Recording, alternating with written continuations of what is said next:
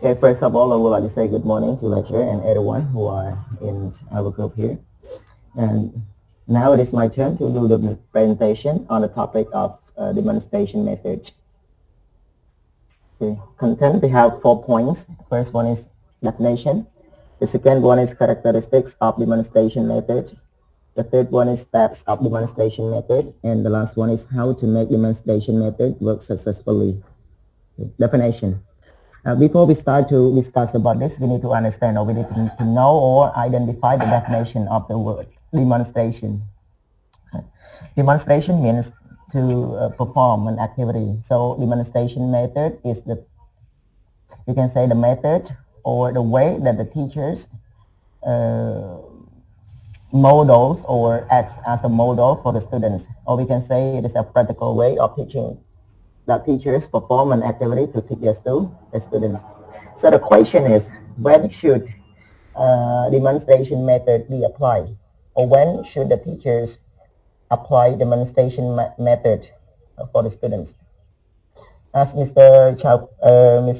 Patnat has just talked about competency based learning, it is very important. But sometimes demonstration method is also very important. This is we can say it is the method that the teachers perform. So it should be applied when we think that the lesson is very difficult for all the students to catch up, or it is impossible for the students to understand since the lesson is very difficult, or it is very difficult for them to link the theory to the application or to practice. That's why we use demonstration method. Another one is about the characteristic of demonstration method. There are some characteristics of demonstration method. The first one is the demonstration method should be done in a simple way. As we are teachers, it is very important to know about this because sometimes the teachers try to speak so much or try to explain to all the students. However, the students cannot catch up the lesson. The students do not understand what the teachers are talking about. It's the problem. So the thing is, the teachers should use very easy words to make sure that all the students can understand what all those teachers are talking about. Sometimes we can say a person is a good speaker or a teacher is a very good teacher because he can use different words, he can use a lot of technical words to make all the students feel difficult to understand. So that is a good teacher or that is a good speaker. No, it doesn't mean like that. A good speaker is the one who can speak and make the listeners understand, or to make the listeners catch up the message, or to make the listeners know what that person wants to talk about, and the teacher as well. A good teacher is the one who can use easy and simple words to make the students understand what he or she is talking about. Another one is attention is paid to all the students. It is also important. The teachers need to focus on all the students. Do not just focus on one specific student or focus on the teacher or on the students who understand the lesson and ignore all those who do not catch up the message or ignore all those who cannot understand. So as a teacher, the eyes context must be moved around the classroom. Another one is goals and objections of demonstration should be very clear. So before the teacher gives demonstration to the student, the teacher must set a very specific goal. A specific goal here means what do we, the teacher, want our students to know, or what message do we want our students to know, or what thing do we want our students to learn. So if we have a specific or clear goal like this, the process of giving demonstration will go smoothly. And it is also easy for our students to catch up our message. Number 4 is it is a well-planned strategy. So lesson plan is very important for we, the teachers, because if we have a lesson plan, the teachers or we will be confident, or we will feel confident, or we will be clear for what we are going to give to all our students. Related to a well-planned strategy, here we focus on main aim or main aim of the lesson, subsidiary aims of the lessons, potential problem solution to potential problem, or teaching aid or material or something else that we want to use when we teach or when we provide a teaching demonstration. And the last one is time is given for rehearsal before the demonstration. So before the teachers start to give a demonstration to all the students, or before the teachers start to explain the lessons to the students, the teachers should provide a chance or opportunity to the students to rehearse. To rehearse here means to let them practice what they have learned from the previous lesson before they start to learn the new thing, and they can connect the new things to the previous thing that they have learned. Another one is number 3, steps of demonstrations. So before we start demonstration method, we should follow some steps here. The first one is planning and preparation. Well planned, like lesson plan or something else that we are going to use for our teaching or our demonstration. Okay. Another one is introducing the lesson. So before we start to give the demonstration to the students, we, the teachers, should introduce the lesson. Or we can say set the scenes. Set the scenes. Tell the students what they are going to learn. Tell the students what message they are going to catch. So when students know about this, they will be ready to catch up the new things given by the teachers. Okay. So giving the introducing the lesson here must be interesting as well. The teachers needs to make sure that students are ready or students feel good enough to catch up what he or she is going to give. Another one is presentation of the subject matter. Presentation of subject matter here is to tell the students what they are going to learn. Okay? What they are going to learn in order to make each individual students to be ready to learn. Another one is demonstration. The demonstration should be ideal for the students, and the demonstration should be clean as well. So giving a demonstration is not very different from giving a presentation on a stage in front of a lot of people or in front of a lot of audience. So what should we do in order to make the audience or the listeners to be interested in what we are presenting? Or what should we do in order to make the listeners or the students, all those who are trying to catch up what we want to give to them? So in order to make them feel interested in listening, or in order to make them feel interested in catching the message, we need to make our presentation or our demonstration to be attractive. So the question is, how should we, the teachers, make our demonstration attractive? It is very important. Yeah? First, we can focus on our eyes contact more to all the students. First, another ones can be intonation, how to use the sound, up, down, up, down. Yeah. So when we focus on all those important points like this, the students feel very interested, and they are not sleepy. You know, they do not feel sleepy to learn. Another one is teaching aids. Yeah, it is also very important for the teachers to prepare teaching aids. Teaching aids here means the things or the materials that the teachers use for during the demonstration. It can be flashcards, it can be pictures, can be the list of the words or the definitions of the words or something else that can be used to show to all the students. Another one is evaluation. Yep, evaluation. After giving the demonstration, we need to know whether or not our students understand, or whether or not the students can identify what we have just demonstrated. We can give feedback from the students, or we can use different types of questions in order to test students' ability or to test students' comprehension related to what they have just got from our demonstration. Yep. And the last one is related to how to make demonstration method work successfully. Yeah.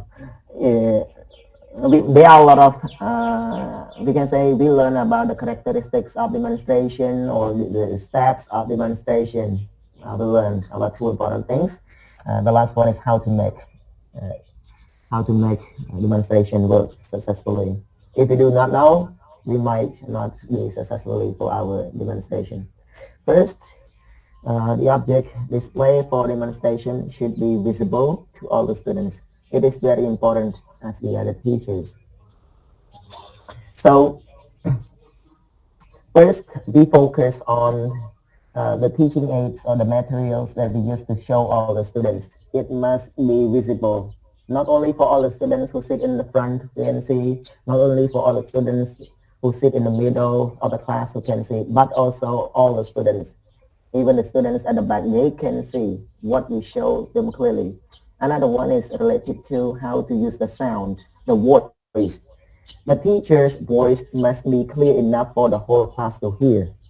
Yeah, not only for the students sitting in the front, but at the back they know nothing. They do not hear anything, so they cannot focus their feeling on our demonstration as well. Okay. Another one is related to use clear language, step-by-step procedure. Yeah. So not only teaching, but also other things. They have specific procedure. Procedure here means the step from one to another. Which one should be given first, which one should be given next, and which one should be given last. So when our demonstration is placed in the chronological order or step by step like this, it will be very easy for the students to catch up. To catch up. Okay. Like clear language as well. I have just mentioned earlier, it is also very important to use clear language. Make sure that the words that we use are easy to understand. The way that we pronounce the word is clear enough for all the students. Yeah. Another one is related to provide chance to ask questions. After giving a demonstration, it is very important for all the teachers to give the opportunity to all the chance to all the students to ask a question. Because we cannot guarantee or we do not know whether or not our students understand everything that we have just demonstrated. So how do we know? We know by letting or giving a chance for all the students to ask. If they cannot catch up any specific points, they will raise up their hands or ask the question in order to clarify the doubts that they have. Or sometimes the students feel not brave, they do not feel brave enough to ask the question. So we, the teachers, should ask the questions because before giving demonstration, we set a plan already. We also set or we also try to identify the potential problem or the problems that the students might face. So we can predict the difficulties or the points that are hard for the students to understand. So if they do not feel brave enough to ask, we the teachers can ask them about the points that they think that it might be difficult for the students to understand. So if the students can reply, the students can share, it means that they can catch up our message. In contrast, without giving chance to ask the questions, after finish the lesson or finish the demonstration, the teacher just say, oh, hello, now you have homework, and then say goodbye.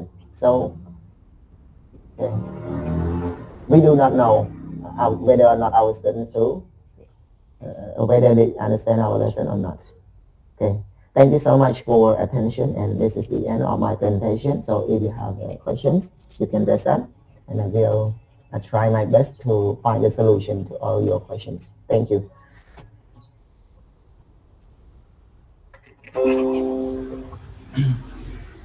Okay, so thank you very much for your presentation. This yeah, also useful, we can say, really important for demonstrate, or we can say like not only for teaching the student, but sometimes we can say like really important to train a teacher as well. Okay, teaching demonstration or demonstration necessary in here, right? Okay, so any question to ask or any doubt that you come up from the presentation as well as what you from your existing knowledge, please. Yes, and here I want to ask some question.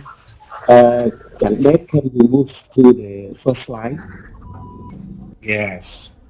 Um, First of all, I would like to pay my respect to lecturer and all participants here. Thanks for Jandet for good presentation. My question is related to number one. Demonstration should be done in a simple way. Can you have some example related to the some simple way, please?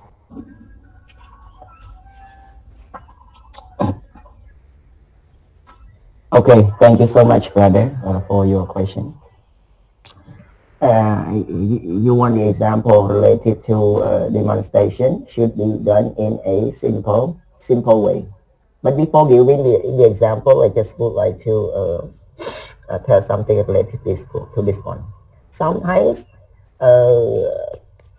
it is very easy for all the students to understand that point. However, if the teachers do not know how to give the instruction, it on that simple point or that very easy point becomes a very difficult point for all the students to catch up or to understand because the teachers do not use a simple way to explain to all the students.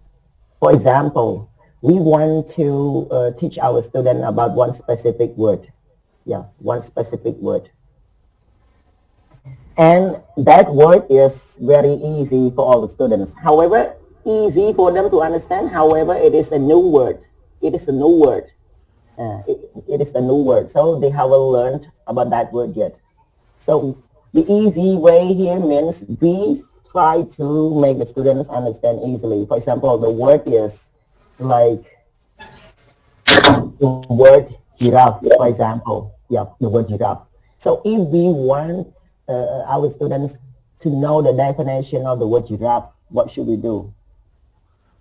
Yeah. So this is the thing that we should think about. There are a lot of ways that we can use to make our students understand. First, we can use a flashcard to show the students. So when they see the pictures of giraffe, they see the picture, oh, giraffe means like this. It is just the animal. So when we just show the flashcard like this, the students can understand. Yeah, can understand. This is the easy way to make our students understand. But if the teachers do not know how to explain in an easy way, they can say, or it is a very large animal, large animal that lives in Africa. It is big.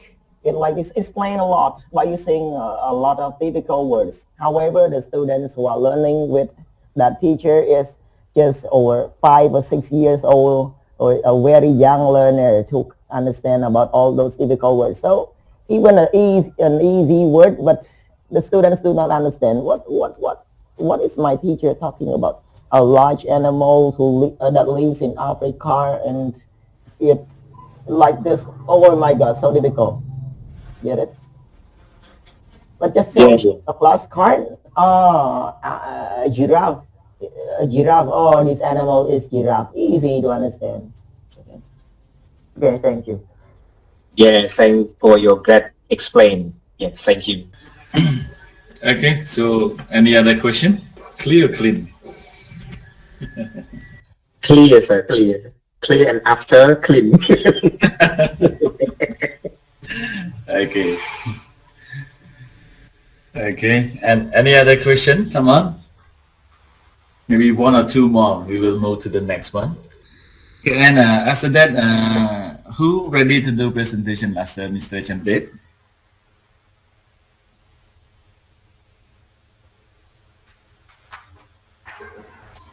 Okay, can answer later. And right now we just focus on question. If you have any question, maybe two more questions from the participant is fine.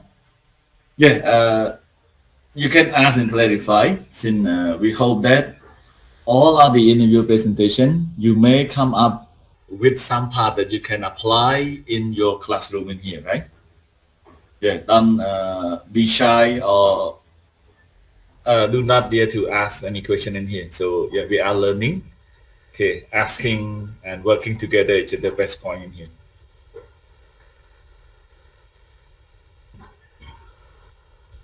Okay, as we know, we can say like not all teacher. We can say like not all teaching method that is really effective for all.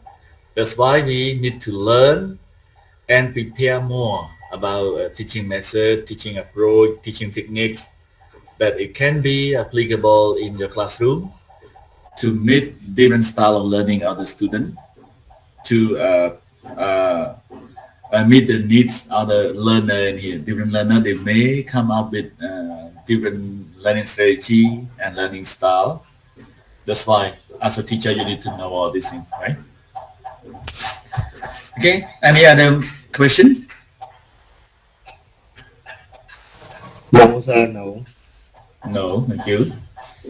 Other quiet all the morning. Are you sleeping or are you still stay in front of your phone or your laptop here? I'm here to too. Okay. Have no question. The cold weather seems like not really you.